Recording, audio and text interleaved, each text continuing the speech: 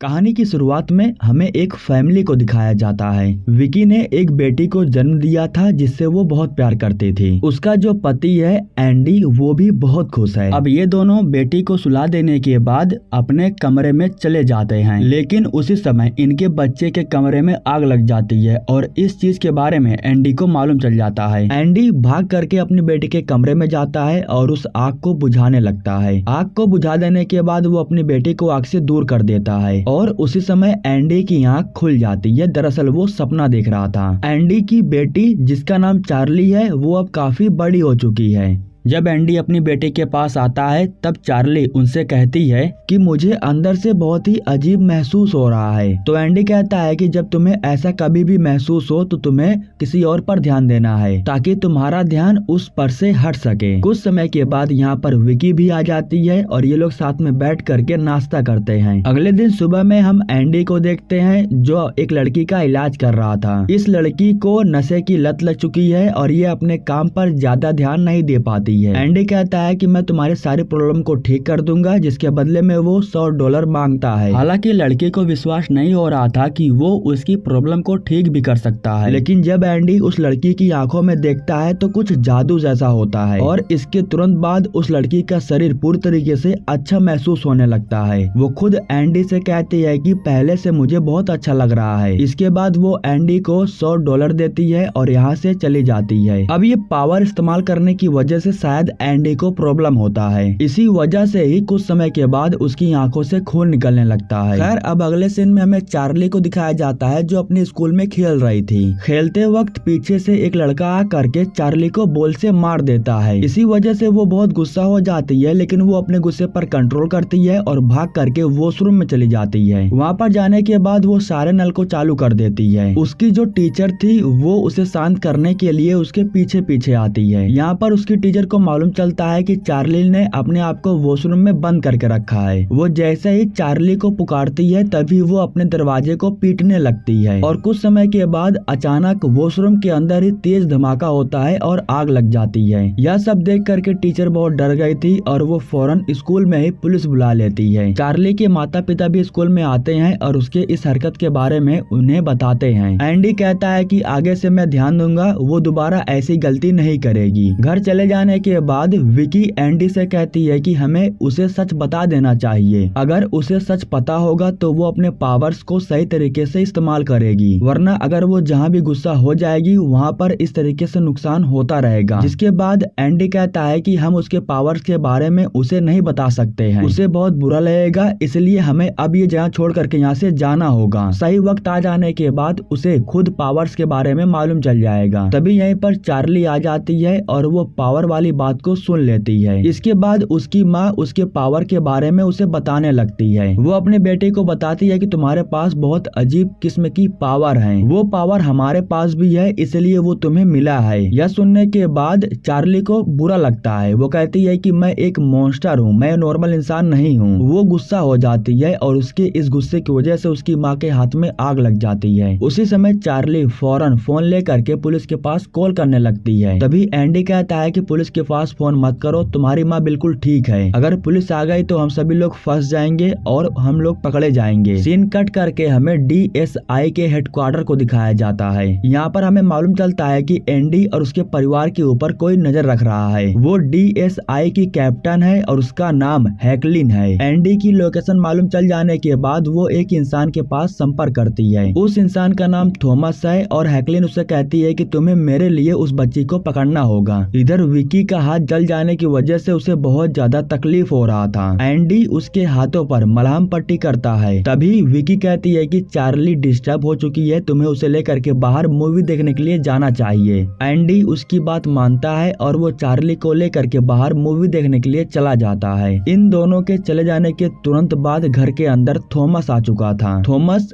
उससे पूछता है कि वे दोनों लोग कहाँ पर गए हैं। हालांकि यहाँ पर विकी कुछ बताती नहीं है, लेकिन फिर भी थॉमस को मालूम चल जाता है कि एंडी और चार्ली मूवी देखने के लिए बाहर गए हैं, क्योंकि थॉमस के पास भी चीजों को कंट्रोल करने की पावर थी। यहाँ पर थॉमस विकी के ऊपर हमला करके उसे मारने पीटने लगता है। थोड़ा समय बीत जाने के बाद यहाँ पर एंडी और चार्ली भी आ चुके थे। घर के अंदर जाने के बाद दोनों अलग हो करके विकी को ढूंढने लगते हैं, लेकिन कुछ समय के बाद हम देखते हैं कि थॉमस अब चार्ली को भी पकड़ लिया है। दरअसल वो सिर्फ चार्ली को अपने साथ लेकर के जाना चाहता है, लेकिन एंडी इतनी आसानी से उसे यहाँ से जाने नहीं देने वाला है। चार्ली को भी धीरे धीरे गुस्सा आ रहा था, इसलिए आसपास की चीजें हीट होने लगती है। उसी समय इनके सामने विकी की बॉडी गिरती है, जिसे देखने के बाद इन्हें मालूम चल जाता है कि विकी की मौत हो चुकी है। यह देख करके चार्ली बहुत ज्यादा गुस्सा हो जाती है और वो अपने पावर का इस्तेमाल करके आग बरसाने लगती है। मौका मिलते ही फौरन एंडी चार्ली को लेकर के यहाँ से निकल जाता है।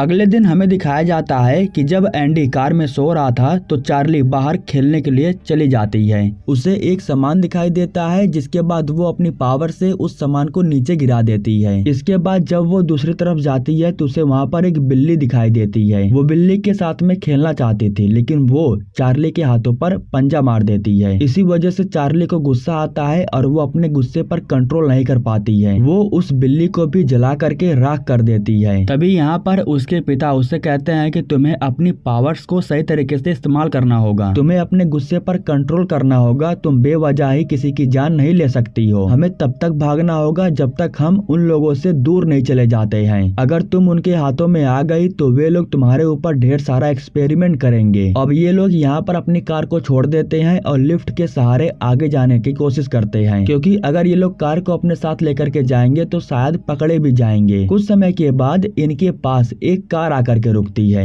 उस कार को एक हेनरी नाम करके बंदा ड्राइव कर रहा था। एंडी उससे कहता है कि हमें बोस्टन जाना है। हालांकि हेनरी बोस्टन तक जाने के लिए तैयार नहीं हो रहा था, लेकिन इसके बदले में एंडी उसे $100 देता है, जिसके बाद हेनरी इन लोगों को बोस्टन तक छोड़ने के लिए तैयार हो जाता है। लेकिन इन लोगों को वहाँ छोड़ने से पहले वो इन लोगों को लेकर के अपने घर जाता है। वो इन लोगों को कुछ खाना और नाश्ता खिलाना चाहता था। सब अंदर चले जाते हैं, लेकिन जो चार्ली थी वो मुर्गियों के पास जाकर के खेलने लगती है। उसी समय चार्ली को ऐसा महसूस होता है कि कोई बहुत ज्यादा पीड़े में है। चार्ली जैसे ही खिड़कियों के पास जाती है तो उसे अंदर एक औरत लेटी हुई दिखाई देती है। खिड़कियों के सहारे वो अंदर चली जाती है। दरअसल ये औरत हेनरी की बीवी है और उसकी हालत बहुत ज्यादा खराब है। कमरे के अंदर से जैसे ही चार्ली बाहर आती है तो हेनरी उसे देख करके बहुत डर जाता है। वो चार्ली से कहता है कि तुम अंदर से कैसे आ रही हो, मेरी बीवी के पास कोई नहीं जाता है। दरअसल यहाँ पर हेनरी गुस्सा हो गया था, लेकिन कुछ समय के बाद उसका गुस्सा ठंडा हो जाता है और वो खुद इन लोगों को लेकर के अपनी बीवी के पास जाता है। वो इन लोगों को बताता है कि एक दिन कार से इनका एक्सीडेंट हो गया था। उस एक्सीडेंट की वजह से मेरी बीवी की ऐसी हालत हो गई और उसमें मेरा बेटा मारा गया। खैर इसके बाद रात में एंडी ले जा करके चार्ली को सुला देता है। सुलाने से पहले एंडी चार्ली को बताता है कि जब तुम छोटी थी तो उन लोगों ने तुम्हें पकड़ने की कोशिश भी किया था, लेकिन उस वक्त मैंने तुम्हें बचा लिया और मैंने अपनी पावर से उन दोनों को ही जान से मार दिया, क्योंकि मैं तुमसे बहुत प्यार करता था और मैं नहीं चाहता था कि वे लोग तुम्हें उठा करके लेके जाएं। सो जाने के बाद अगले दिन सुबह में टीवी की न्यूज सुन करके एंडी की आँख खुल जाती है। टीवी पर जो न्यूज चल रहा था उस पर एंडी के बारे में ही बताया जा रहा था कि एंडी ने अपनी बीवी को मार दिया है और अपनी बच्ची को अगवा करके लेके भाग रहा है। हेनरी को जब इसके बारे में मालूम चलता है तो वो बहुत गुस्सा हो जाता है, लेकिन तभी एंडी उसे समझाने की कोशिश करता है कि वे लोग हमें फंसा रहे हैं, इस न्यूज के जरिए वे लोग हम तक पहुंचना चाहते हैं। उसी समय यहाँ पर चार्ली आ जाती है और वो हेनरी से कहती है कि उस दिन कार को आप ड्राइव कर रहे थे, आपकी बीवी का आपसे झगड़ा हो रहा था, इसीलिए कार का एक्सीडेंट हुआ, इसी वजह से आपकी बीवी की ऐसी हालत हुई और आपका बेटा आपकी वजह से ही मारा गया है। 30 सालों से आप इस एक्सीडेंट का कसूरवार अपने आप को मान रहे हैं, लेकिन आपकी बीवी आपसे कहना चाहती है कि उसने आपको माफ कर दिया है। यह सब सुन करके हेनरी भी बहुत हैरान हो जाता है। एंडी कहता है कि इन्हीं पावर्स की वजह से ही वे लोग मेरी बेटी को पकड़ना चाहते हैं। खैर अब जो भी हो, न्यूज को सुनने के बाद जो हेनरी था वो पुलिस के पास कॉल कर चुका था। इसी वजह से कुछ समय के बाद उसके घर के पास पुलिस आकर के पहुंच जाती है। हेनरी उन लोगों को छुपा देने के बाद बाहर आ जाता है।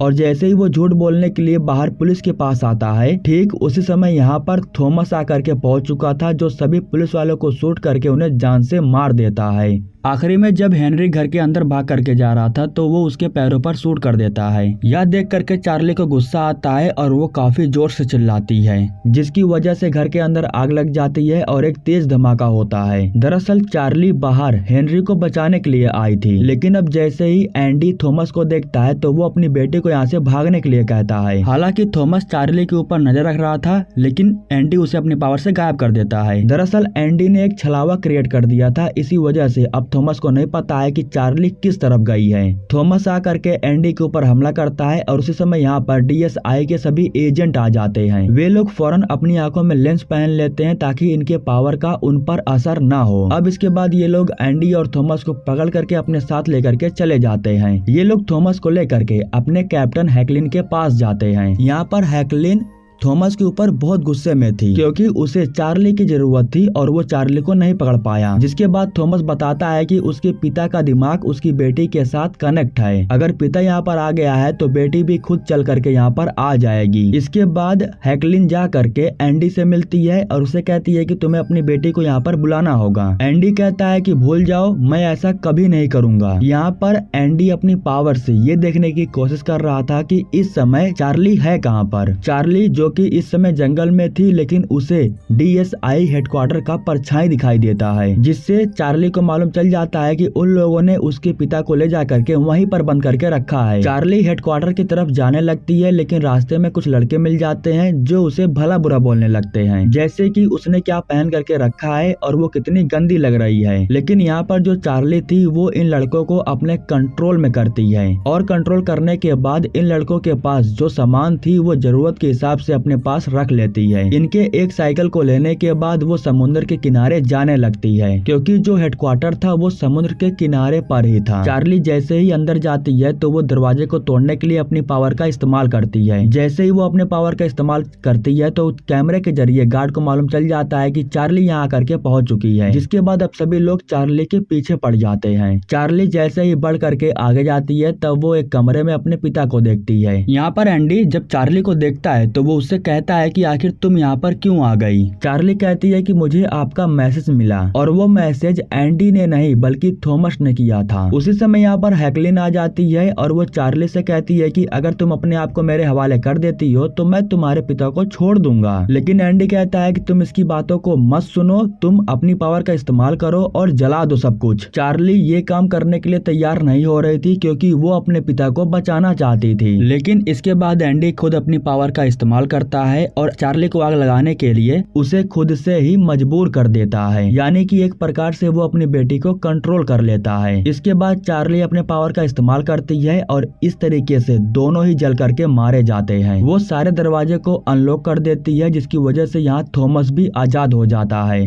हालांकि थॉमस ने इन लोगों के लिए काम किया था, लेकिन फिर भी इन लोगों ने थॉमस को बंद कर दिया था। इधर चार्ली को पकड़ने के लिए जितने भी लोग उसके सामने आ रहे थे वो उन सबको मार दे रही थी, लेकिन आखिरी में कुछ लोग थे जो आग से बचने के लिए सूट पहन करके आ गए थे। चार्ली अपने पावर का इस्तेमाल करके इन्हें पूरी तरीके से जलाने की कोशिश करती है, लेकिन जला नहीं पाती है। वो हर बार सूट की वजह से ही बच जा रहे थे। अब ये लोग जैसे ही चार्ली को पकड़ने के लिए सामने आते हैं, उसी समय इन लोगों को पीछे से कोई सूट करके मार देता है, और इन लोगों को गन से सूट करने वाला कोई और नहीं बल्कि थॉमस ही था, जो चार्ली की जान बचा रहा था, क्योंकि वो अब खुद DSI के खिलाफ हो गया था। पहले भी एक बार DSI के लोगों ने उसे धोखा दिया था और दोबारा एक बार फिर से उसे धोखा मिल जाता है। खैर अब यहाँ पर चार्ली थॉमस को मारती नहीं है, बल्कि वो बाहर चली जाती है। वो थॉमस को माफ कर चुकी थी और इसी के साथ ये कहानी यहीं पर समाप्त हो जाती है। दोस्तों, हमारे YouTube चैनल को सब्सक्राइब करने के लिए आप लोगों का दिल से शुक्रिया।